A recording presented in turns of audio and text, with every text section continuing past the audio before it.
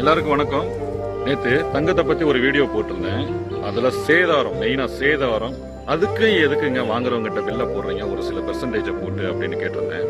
அதுக்கு நிறைய பேர் என்னைய மாதிரியே டவுட் இருக்கு, ஆதரவாகவும் பேசியிருந்தீங்க. நிறைய பேர் இதெல்லாம் சாத்தியமாகுமா, உனக்கு அறிவு இருக்கா, நீ பாக்குறது விவசாயம், இதெல்லாம் உனக்கு தேவையில்லாத வேலை, தேவையில்லாத டாபிக்லாம் சொல்லியிருந்தீங்க. இருக்குங்க, கண்டிப்பா சம்மந்தம் இருக்கு. நான் கேள்வி கேட்பேன், என்னன்னா ஒரு விவசாயி கஷ்டப்பட்டு ஒரு கத்திரிக்காய் மூடைய கொண்டு வர ஆளை வச்சு பிறக்கி அவங்களுக்கும் கூலி கொடுத்துட்டு தான் கொண்டு வராங்க, ஓகேவா? ஸோ அப்படி இருக்கல ஒரு மூடை ஒரு 100 கிலோ வருது, சொத்தை பழம் டேமேஜ் எல்லாம் இருக்கு, ஓகேங்களா? அதை மார்க்கெட்டுக்கு கொடுக்கும்போது அந்த மார்க்கெட்ல கமிஷன் வாடகை எல்லாமே போகும், அதெல்லாம் விட்டுருங்க, நோ ப்ராப்ளம்.